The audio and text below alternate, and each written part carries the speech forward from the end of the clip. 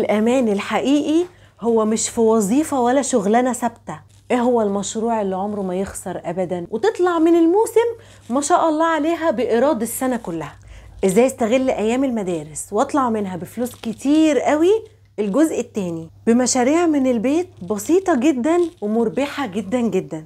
النهاردة هقول لكم على 8 مشاريع مناسبة لكل الأعمار ولكل الفئات، إذا كانت لحضرتك أو لحضرتك، إذا كنتوا بتشتغلوا أو قاعدين في البيت. قبل ما نبدأ في الموضوع على طول خليني أعرفكم بنفسي الأول. لو أول مرة تشوفوني، أنا اسمي سهى ودي قناتي. يشرفني جدا لو مش مشتركين فيها تشتركوا فيها، عشان بإذن الله مش هتخرجوا منها أبدا إلا وإنتم مستفادين ومغيرين كل حياتكم للأفضل وللأحسن.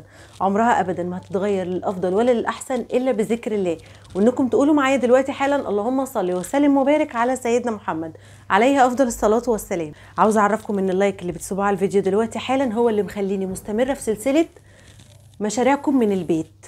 أول مشروع هكلمكم عنه النهاردة هو مشروعي اللي أنا شغالة فيه، يعني من حوالي كده 6 سنين، وهو الأكل البيتي بكل فروعه ومشتقاته. توضيب الخضار، تفريز الخضار، أو الأكل المستوي، أو الجاهز على التسوية، أو حتى الأكلات المتبلة. شوفوا كل ده هو متفرع من الأكل البيتي بس، ده بجانب طبعا الحلويات والمعجنات اللي اتكلمنا عنهم في الفيديو اللي فات. مشروع حلو جدا لكل ست بيت، أو حتى لو حضرتك متمكن من عمايل الأكل.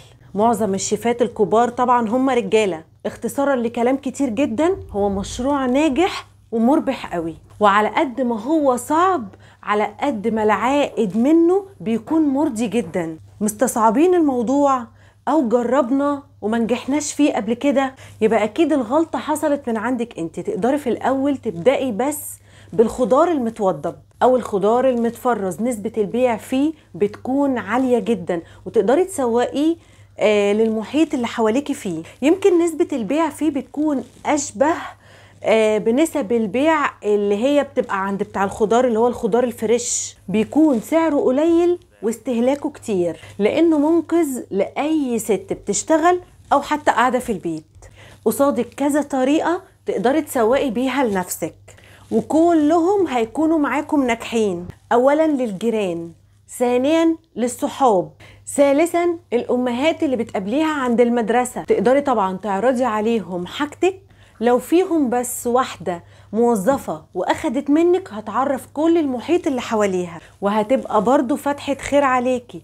لإما تعملي جروب وتحطي فيه أرقام كل اللي تعرفيهم وتخليهم هم كمان يضيفولك ناس. مرة على مرة هتتوسعي، مرة على مرة هتلاقي نفسك قادرة تضيفي حاجة جديدة. من ضمن الخضار اللي بجيبه وبجهزه أقدر أفرز منه، بعد كده اقدر ازود اكلات جاهزه على التسويه او اكلات متبله، حاجات زي البانيه، حاجات زي الشاورما، حاجات زي الشيش طاووق، الفراخ المتبله الجاهزه على التسويه على طول، الكفته المشويه، الكبده بالرده. بصي اكلات كتير قوي، السمين المشكل اللي هي حلويات المذبح، بتتعمل اطباق جاهزه على التسويه على طول. بنبدا في الاول بحاجات بسيطه بس لحد ما يبقى عندي زبون. أنا أعرف ناس كتير بتبدأ في الحاجة بتقلها، بتدخل مرة واحدة عاوزة تعمل وعايزة تسوي، وبتكون حاطة لنفسها أو رفع سقف طموحاتها قوي. وهو للعلم مفيش حاجة بتيجي مرة واحدة. قلت قبل كده إن لما جيت بس عشان أخد خطوة في المشروع ده أخدت كذا شهر عشان أبحث وعشان أبقى أكون ملمة بجوانب الموضوع، وبعدها قعدت حوالي 2 شهر عشان بس يجيلي اول اوردر.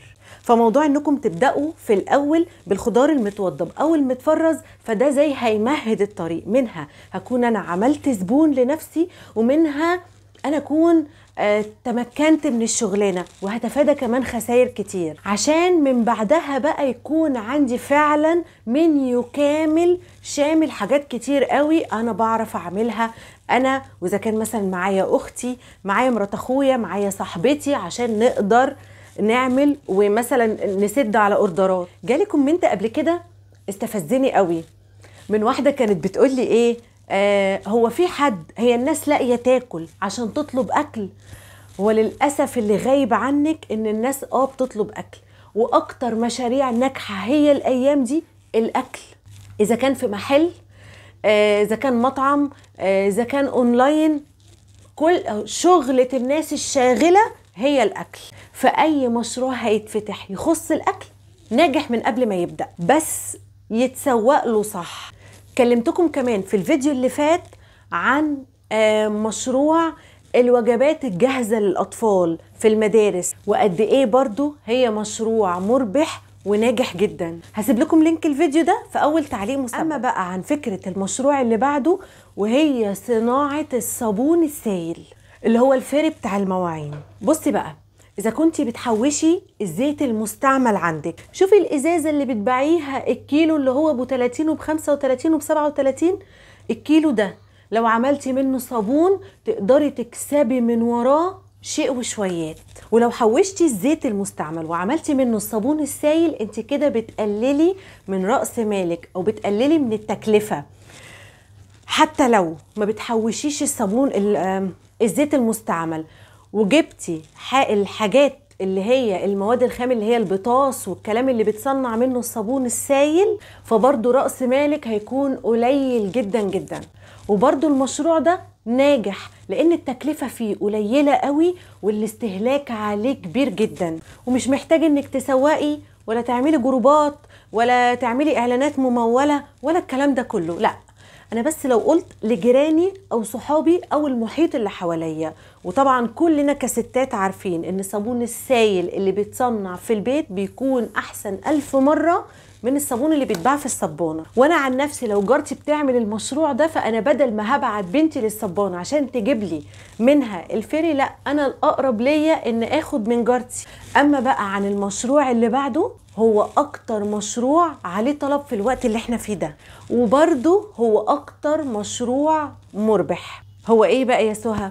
هو صناعة الشموع المعطرة. مشروع شيك، مشروع مش مكلف، مشروع كله تفنين كده. بالنسبة للتعب فهو مش متعب أبدا، بالنسبة للتكلفة برضه هو مش مكلف أبدا، لكن الإقبال على طلب الشموع دي رهيب من الستات أو من العرايس أو اللي عاوزة تجدد في بيتها، أيام كمان المواسم، الأعياد بالذات، وطول السنة العرايس ما بتبطلش طلب الشموع. لو حضرتك قاعدة في البيت، لو انت واحدة لسه بتدرسي وعاوزة تبدأي مشروع يكون سهل، مشروع يكون مش مكلف، ما يحتاجش منك رأس مال كتير، مشروع يكون شيك تقدري تعرضيه في وسط زمايلك في الجامعة أو في المدرسة، وكمان يكون العائد بتاعه حلو جدا، فالمشروع ده هو أنسب مشروع ليكي. أنا عملت فيديو مخصوص عن المشروع ده بكل تفاصيله، ازاي تصنعوا الشموع، تجيبوا المواد الخام منين، اللي هي اماكن جملة الجملة. وعشان ما اطولش عليكم كتير هسيب لكم لينك الفيديو ده برضو في اول تعليق مثبت. اما بقى عن المشروع اللي بعده، وده يمكن اكتر مشروع شغال في الوقت اللي احنا فيه ده، ويمكن هو ده اللي مفضي جيوبنا كلنا الايام دي، هو الدروس الاونلاين. معاكم شهادة متوسطة او فوق المتوسطة تقدروا تدوا دروس اونلاين، اذا كان دروس تأسيس، اذا كان تحفيظ قرآن. ومش بس تستكفوا بكده، لا، انا ممكن اذاكر وممكن اطور من نفسي اكتر، ولما احس ان انا فعلا بقيت متمكنة اقدر ان انا ادي مراحل، بس اطلع السلم واحدة واحدة. هشتغل في الشتاء تأسيس ومنهج وتقوية، وكذلك في الصيف. تقدروا تبلغوا في الأول المحيط بتاعكم اللي هو الصحاب، الجيران، القرايب، الناس اللي عارفينهم في المنطقة. ده حتى اللي ما عندهاش طفل يتأسس هتبلغ جارتها، هتبلغ صاحبتها، هتبلغ أختها اللي عندها أطفال عايزين يتأسسوا. برضو المشروع ده من ضمن المشاريع الناجحة جدا وزيرو رأس مال، لأن كله بيعتمد على المجهود. المشروع اللي بعده بقى هو المشروع اللي عمره ما يخسر أبدا. إيه هو المشروع اللي عمره ما يخسر أبدا؟ هو مشروع الموسم. خلينا كده نكون متفقين مع بعض إن أي شغل هو مواسم، زي موسم المدارس، موسم رمضان، موسم العيد الصغير، موسم العيد الكبير، موسم عيد الأم، رأس السنة. السنة كلها مواسم. موسم المدارس هو شنط، كشاكيل، كراريس، إقلام، توك، لبس، جزم، شنط.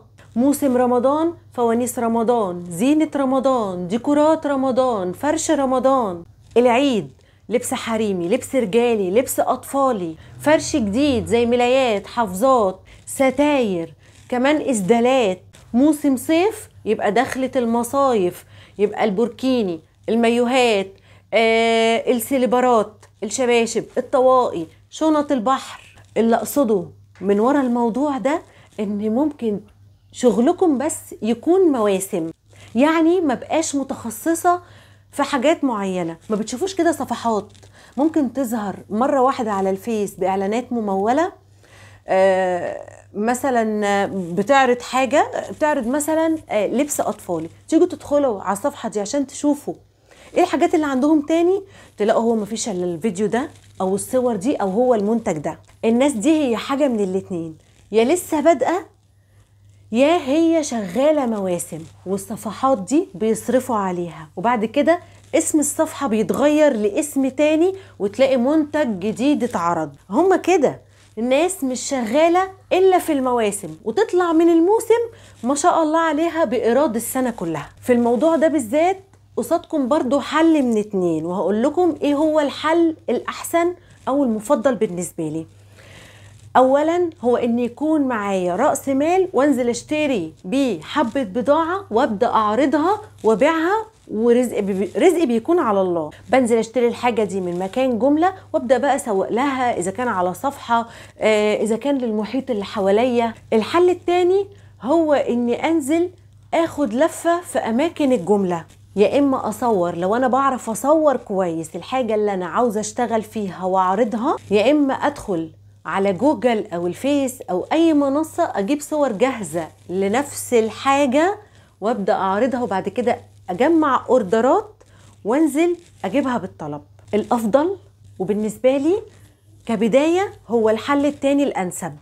اولا ما بكونش رميت رأس مال في السوق، والله اعلم. ما هبص الارزاق دي بتاعت ربنا، يا اما بعتها يا اما اخدت معايا وقت طويل وفاتني موسم والتاني والتالت وانا لسه عندي نفس الحاجة، يا اما متبقي من البضاعة اللي انا جبتها حاجتين 3 4 عاملين لي زي الخازوق مش عايزين يتباعوا. ومش كل المحلات بتعمل مرتجع، فهتكون بضاعة موجودة عندي محجوز فلوسها، وانا كل فترة قصيرة هكون محتاجة سيولة. انما لما اجمع اوردرات وانزل اجيبها وانا بعرض اصلا شغل، هيكون في ايدي رأس مال هنزل اشتري بيه الحاجة اللي هتوصل للناس، الم فلوسي بمكسبها، وهكذا. مش هيبقى فيه فلوس متجمدة في بضاعة، وهيكون معايا سيولة دايما. اشتغلوا بقى في كل حاجة واي حاجة. التجارة مجالها واسع جدا، وزي ما بيقولوا كده التجارة شطارة. اشتغلوا في الهدوم، في الميك اب، في الاكسسوارات، في التليفونات المستعملة او اكسسوارات التليفونات، الديكورات، اللحوم المصنعة، الاجهزة، المفروشات. وكده كده انا مش خسرانة حاجة، وكلها هتكون مشاريع كسبانة. المشروع اللي بعده هو مشروع العناية الشخصية، لكن من الزيوت الطبيعية. تقدروا تعملوا خلطات للشعر بنسب معينة، مثلا خلطة للتطويل، خلطة للهيشان، خلطة للتنعيم، خلطة كمان للتنبيت. ممكن اعمل كريمات للتفتيح، مزيلات للعرق، معطرات طبيعية، ومورد طبيعي للجسم. المجال ده واسع جدا جدا، وكل الخلطات دي بقى اي حد دلوقتي يعملها، وطرقها بالنسب بتاعتها كلها موجودة في فيديوهات قد كده على اليوتيوب. تقدروا في الاول برضو تسوقوا لنفسكم بس بالطلب. ممكن اجيب حاجات صغيرة او قليلة كبداية من المواد، من مثلا مجموعة زيوت او مجموعة كريمات اللي انا هستخدمها في الخلطات، وابدا اسوق واقول حتى للناس اللي حواليا انا عندي خلطه كذا بتعمل كذا، واللي هيطلب مني هعمل له الخلطه وهتروح له لغايه عنده. اوعوا تنسوا ان اي حاجه تشتغلوا فيها لازم يكون عندكم اسم للبراند بتاعكم، عشان ربنا يكرمني وبعد كده انا اتعرف بيه. اما بقى عن المشروع اللي بعده وهو مشروع الطباعه، طباعه الصور على التيشيرتات، على المجات، الاسماء على الاقلام، الصور على التيكيتات، التيكت بتاع الكشاكيل. وبرضو الحاجات دي الإقبال عليهم رهيب كهدايا. وأي مشروع في الوقت اللي احنا فيه ده، في وقت في وقت الفيس، في وقت المجالات كلها الناس بقت عارفاها وعينها متفتحة عليها، مفيش حاجة ابدا مش شغالة. انا من فترة قصيرة كنت حابة اعمل هدية معينة لحد، فرحت لمكان اجيب من عنده هدايا، فاتفاجئت ان المكان ده في مكان تاني جنبه بيعمل عارفين الورد اللي هو بتاع البوكيه العروسة، بيتجفف ويتحط في برواز مقفول ازاز، وبيتحط جنبه شويه صور بتزيين كده وبحركات معينه وتاتشات معينه، وبيحتفظوا بيه، بيعملوه العرايس. المجات الحراريه بيطبع عليها الاسماء، حتى الميداليات بيطبع عليها صور واسماء، مناديل كاتب الكتاب في ناس بتعملها مخصوص بالاسماء. وبعد الفرح في عرايس بتطلب ان هم عايزين يحتفظوا بالمنديل ده مع الورد بتاع الفرح. ففي ناس بقى معينة شغالة بس او تخصصها بس في موضوع الهدايا، اللي عايزة تهدي جوزها، اللي عايزة تهدي خطيبها، اللي عايز يهادي مثلا زميلته. يعني المجال واسع وكبير جدا. بعد بقى المشاريع اللي احنا قلناها دي كلها، السؤال بقى اللي لازم تسألوه لنفسكم: لحد امتى انا هستنى؟ ما تخلوش ابدا فكرة انكم تبدأوا مشروع هي مجرد حلم جميل. الحلم ده مركون على الرف، بحس بالسعادة والانبساط لمجرد ان انا بفكر فيه بس، لكن اجي عند التنفيذ والاقي نفسي برجع لورا مليون خطوة. الامان الحقيقي هو مش في وظيفة ولا شغلانة ثابتة، لا، الامان الحقيقي فعلا هو اني اكون صاحبة قرار واكون انا مصدر رزقي. مفيش حاجة اسمها ما عنديش وقت او معيش فلوس. كل المشاريع الكبيرة اللي انتوا شايفينها حواليكم دي هي بدأت بمجرد فكرة. الحاجة الوحيدة بس اللي انا محتاجاها هو الشجاعة في اني اخد خطوة واحط فيها كل امكانياتي وابدأ احط خطة. وانتم بتحطوها افتكروا ان كل خطوة صغيرة هي بداية لخطوة بعدها أكبر منها. بس كده، وهو ده كان فيديو النهاردة.